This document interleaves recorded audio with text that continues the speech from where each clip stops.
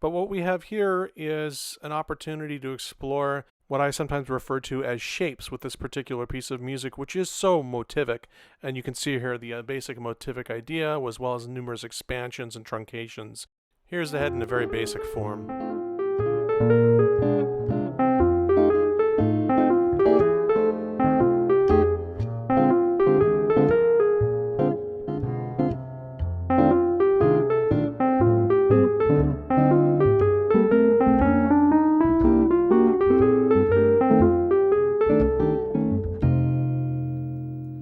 So what we've done in this exercise is to omit certain notes in the melody.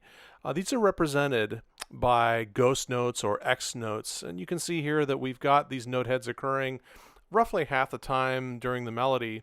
And what we have are guide notes in the sense that we are still responsible for indicating or arriving at certain points within the melody so that we are still implying the overall shape of that melody, as well as its general direction.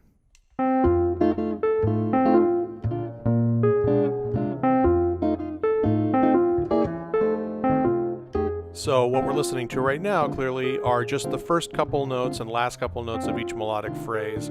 All the interceding material has been stripped away or omitted, but you can still see the directionality indicated by those X note heads. The next step in the process is for the student improviser to replace these X note heads with actual pitches.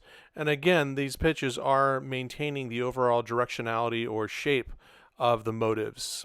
Here's one possibility.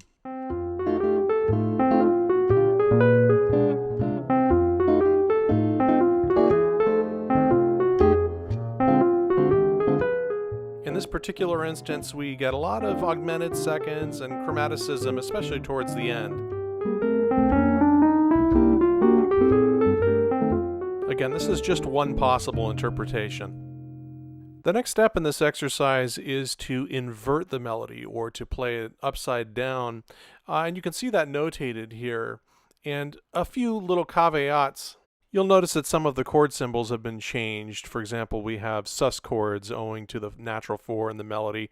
Also some alterations on the dominant chords, the D7 sharp 9, flat 9. And as indicated by the asterisks, you'll notice that some of the inversions are not strictly chromatic. And here's how this sounds.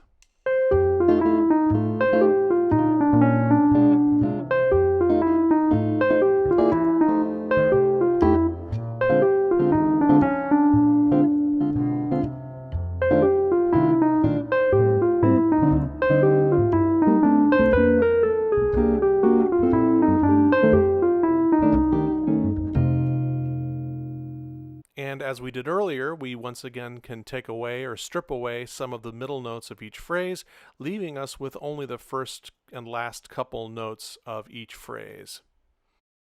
And here's what that sounds like. Again, you won't hear the X ghost notes.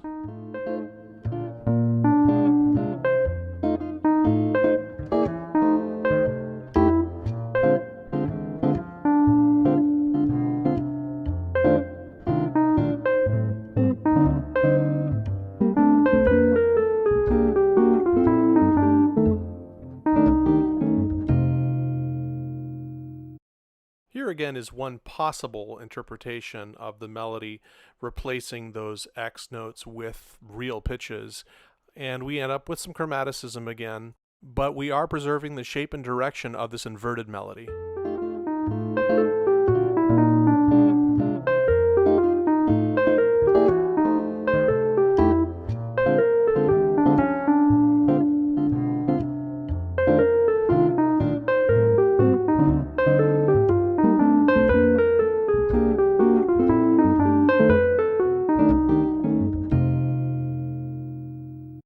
I've had some success working with ensembles using this exercise, and I have to say that the inverted and original versions of the melody actually sound really good together. So that's one thing that I would recommend having a small group of players in, say, an improv class to try together.